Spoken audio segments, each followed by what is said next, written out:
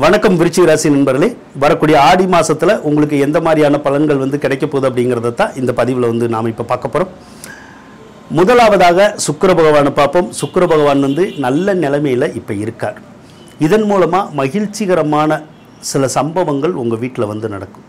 குறிப்பா திருமண சம்பந்தப்பட்ட முடிவுகள் நீண்ட காலமாக இழுபறியா இருந்தா கூட இப்போ அந்த காரியம் நடந்து உங்களுக்கு மகிழ்ச்சியை கொடுக்குங்க. உங்களுக்கோ உங்களுடைய வீட்டில் இருக்கவங்களுக்கோ அந்த கல்யாணத்தை பருவத்தில் யார் இருந்தாலும் திருமண சம்பந்தப்பட்ட முயற்சிகள் எடுத்தீங்கன்னா கண்டிப்பாக கல்யாணம் நடக்கும். அதே மாதிரி ஒரு சிலருக்கு நிச்சயப்படுத்தப்படும் அல்லது உறுதிப்படுத்தப்படும். ஒரு சிலருக்கு புதுசாக லவ் பண்ணுற மாதிரியான சூழ்நிலைகளும் உங்களுக்கோ உங்கள் வீட்டில் இருக்கவங்களுக்கோ ஏற்படுறதுக்கூடிய ஒரு அமைப்பும் இப்போ இருக்கதா செய்யுது. சிலருக்கு மட்டும் அந்த கணவன் மனைவி உறவில் கொஞ்சம் சண்டை சத்தம் விரிசல் இருக்கும். ஒரு சிலருக்கு ஏற்கனவே கணவன் மனைவிக்குள்ள சண்டை சச்சரவெல்லாம் இருந்து விரிசல் விலகி இருந்தா அவங்க மீண்டும் சேர்றதுக்குடைய ஒரு அமைப்பை அந்த சுக்கிரன் தான் கொடுப்பார். செவ்வாய் வேற உங்களுடைய ராசிக்கு 10வது ராசியில தான் இருக்கார். செவ்வாய் ராசிக்கு 10ல் இருந்தால் நல்லது தான். நல்ல பேரு புகழ் கிடைக்கும். வேலை இல்லாதவங்களுக்கு வேலை கிடைக்கும். வேலையில் இருக்கிறவங்களுக்கு நல்ல முன்னேற்றங்கள் கிடைக்குங்க. அதே மாதிரி ஒரு சிலருக்கு இடமாற்றம் தொழில் மாற்றம்னு ஏற்படும். இடமாற்றம் தொழில் மாற்றம்னா ஒருத்தர் வீடு விட்டு வீடு மாறுறது, ஊர் விட்டு ஊர் மாறுறது. தொழில் மாற்றம்னா வேலையில் ஒரு இடத்துல இருந்து இன்னொரு இடத்துக்கு வேலைக்கு மாறுறது, டிரான்ஸ்ஃபர் மாதிரி ஏற்படுறது, அல்லது புதுசாக பிஸ்னஸ் பண்ணுற மாதிரியான எண்ணங்கள் வர்றது, அதை கொடுக்கும். அதுதான் அந்த இடமாற்றம் தொழில் மாற்றம் அப்படிங்கிறது. ஒரு சிலருக்கு ஏற்கனவே செஞ்சுக்கிட்டு இருந்த வேலையை செய்ய விடாது. ஏதாவது ஒரு இடைஞ்சல் இருக்கும். ஸோ அப்படி இடைஞ்சல் யாருக்காவது வந்தால் நீங்கள் வேற வேலைக்கு மாறணும்னா தாராளமாக மாறிக்கலாம். 9வது இடத்துல சூரியன் இருக்கு. தகப்பனாருக்கு காய்ச்சல், சளி, இருமல் போன்ற உபாதைகள் வர்றதுக்கான வாய்ப்புகள் இருக்கும். அதே போல சிலருக்கு தந்தையோட கருத்து வேறுபாடு, சண்டை சச்சரவு கூட ஏற்படுறதுக்கூடிய ஒரு அமைப்பு இந்த மாதம் இருக்குங்க. வெளிநாடு சார்ந்த எந்த ஒரு விஷயமும் வெற்றி தரும். அதனால வெளிநாடுக்கு வேலைக்கு போகணுனாலும் படிக்க போகணுனாலும் நீங்கள் முயற்சி பண்ணீங்கன்னா நடக்கும். விசா வேணும்னாலும் கிடைக்கும். பிஆர் வேணும்னாலும் கிடைக்கிற காலம்தான் இது. 4வது இடத்துல ராகு இருக்கு. 4வது இடத்துல இப்போதான் ராகு வந்திருக்காரு. அதனால ஒரு சிலருக்கு வீடு மாறக்கூடிய சூழ்நிலை வரும். மாறினா நல்லது. அல்லது ஊர் மாற வேண்டிய ஒரு சூழ்நிலை வரும். மாறணும்னா மாறிக்கலாம். மாறினா நல்லா தான் இருக்கும். ஒருவேளை மாறலைன்னா என்ன வரணும்? மாறலைன்னா நமக்கு பொருளாதார சூழ்நிலைகளை பாதிக்கும். அதோட குடும்பத்தில் பார்த்தீங்கன்னா எப்போ பார்த்தாலும் சண்டை சச்சரவு அப்படின்னு சொல்லி இருந்துக்கிட்டே இருக்கும். அந்த குடும்பத்தில் சண்டை சச்சரவு ஒரு சிலர் கூட்டு குடும்பமாக இருந்தால் தனி குடித்தனம் போகிற மாதிரியான சூழ்நிலைகளும் இனிமேல் தான் உங்களுக்கு உருவாகும் சிலருக்கு. அப்படி ஏதாவது குடும்பத்தில் சண்டை சச்சரவு வந்தால் நீங்களே தனி குடித்தனம் போகிறதுக்கு முயற்சி பண்ணுறது நல்லது.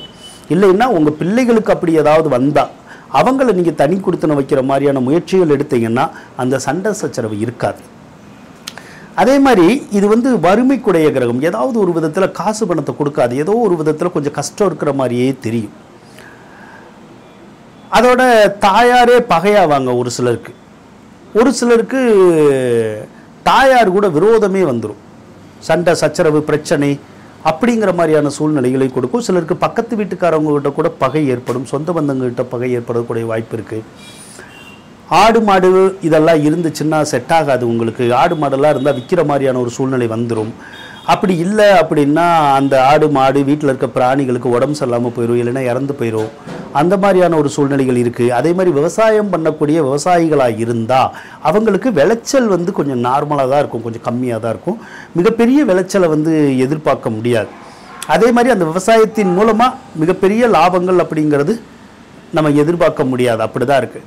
அதனால கொஞ்ச நாளைக்கு விவசாயங்கிறத கொஞ்சம் குறைச்சிக்கிட்டு வேற ஏதாவது வேலைக்கு போய் சம்பாதிக்கணும்னாலும் சம்பாதிக்கலாம். அல்லது வேற ஏதோ உங்களுக்கு தெரிஞ்ச வகையில் சம்பாதிக்கணுங்கிறதுக்காக முயற்சி பண்ணிங்கன்னா சம்பாரித்து ஓரளவுக்கு நல்லா இருக்கலாம். சரிங்களா? ஒரு சிலருக்கு இந்த வயிற்றில் அல்சர், கட்டி போன்ற உபாதை வர்றதுக்கும் வாய்ப்பு இருக்கும்.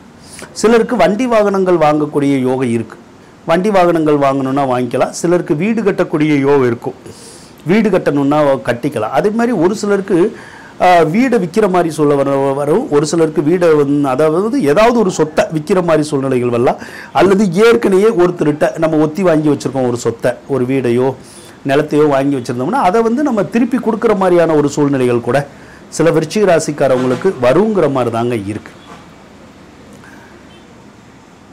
அதோட உங்களுக்கு குரு பகவான் வேற 8ல் தான் இருக்காரு. குரு பகவான் 8ல் இருந்தாலும் உங்களுக்கு காசு பணம் வேணும்னாலும் கிடைக்கும்.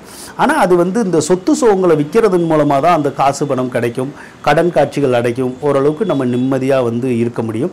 சிலருக்கு வந்து பிள்ளைகளோட வந்து விரோதம் வரும். இப்போ நம்ம குழந்தை பெற்றுக்கணும்னு நினச்சோம்னா அதில் கொஞ்சம் தடை தாமதங்கள் வந்து ஏற்படும். அதே மாதிரி ஒரு சிலருக்கு குழந்தை பெற்றுக்கிற போது அந்த வலி அதெல்லாம் கூட அதிகமாக இருக்கும். சிலருக்கு ஏற்கனவே குழந்தை பிறந்திருக்கும், பிறந்த குழந்தைகளோட அந்த குழந்தைகள் பெரிய பிள்ளைகளாக கூட இருப்பாங்க, அவங்களோட கருத்து வேறுபாடுகள் வரலாம், அல்லது அவங்களுக்கு ஏதாவது கொஞ்சம் வம்பு வழக்குகள் கூட வர்றதுக்குடைய ஒரு சந்தர்ப்பம் கொஞ்சம் இருக்கும். அதே மாதிரி நகைனால தொந்தரவு வரும். ஒரு சிலருக்கு நகை நட்டுகள் வச்சுருந்தா அடமானம் வைக்கிற மாதிரியான சூழ்நிலை வரும். ஒரு சிலருக்கு புதுசாக கூட நகைகள் வாங்கி தரதுக்கூடிய ஒரு அமைப்பு கூட இப்போ இருக்கும்.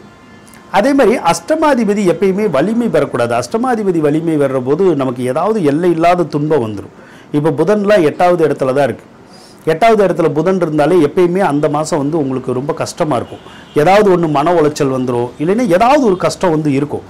அது வந்து நமக்கு எப்போ தீரும்னா ஆகஸ்ட் 3ஆம் தேதிக்கு கடகராசிக்கு புதன் மாறினதுக்கப்புறம் அந்த கஷ்டம் தீரும். அது வரைக்கும் கொஞ்சம் உங்களுக்கு தொந்தரவு இருக்கும். சரிங்களா? ஆக மற்ற கிரகங்கள் எல்லாமே ஓரளவுக்கு உங்களுக்கு சாதகமான சூழ்நிலையில் தான் இருக்குது.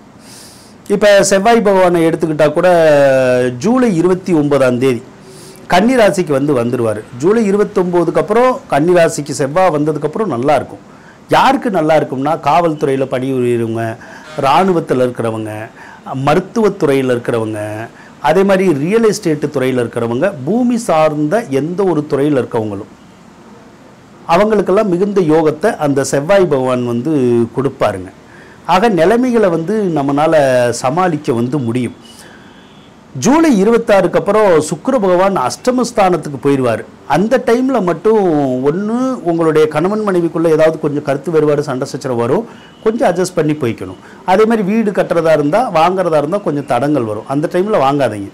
குடி போகிறதா இருந்தாலும் போகாதீங்க ஒரு மாதத்துக்கு. அப்படி போனோம்னா நம்ம அந்த வீட்டுக்கு குடி போன நாள்லேருந்தே ஏதாவது பிரச்சனை வந்துக்கிட்டே இருக்கும். அதனால் வீடு கட்டுறதா இருந்தாலும் குடி போகிறதா இருந்தாலும் ஒரு மாதம் கழித்து போய்க்குங்க. அதே மாதிரி ஒரு வண்டி வாங்கணுன்னா கூட இப்போதைக்கு ஒரு மாதத்துக்கு வாங்காதீங்க. அதாவது ஜூலை 26லேருந்து அங்கிட்டு ஒரு மாதத்துக்கு வாங்காதீங்க. அதுக்கப்புறம் வாங்கிக்கோங்க, ஒன்றும் பிரச்சனைகள் வந்து இருக்காது. ஆக ஓரளவுக்கு கிரகநிலைகள் நல்லா தான் இருக்குது. அதனால் நிலைமையை வந்து நம்மளால் சமாளிக்க முடியும். ராகு பகவான் சனி பகவான் சரியில்லைன்னா கூட மற்ற கிரகங்கள் நல்லா தான் இருக்குது. அதனால் மிகப்பெரிய பாதகங்கள் வர்றதுக்கான வாய்ப்புகள் இல்லை. ஸோ லைஃப்பை வந்து நல்லபடியாக கொண்டு போயிடலாம். நன்றி நண்பர்களே, வாழ்த்துக்கள். உங்களுக்கு இந்த வீடியோ பிடிச்சிருந்தால் லைக் பண்ணுங்கள், ஷேர் பண்ணுங்கள், மறக்காமல் சப்ஸ்கிரைப் பண்ணுங்கள். நன்றி.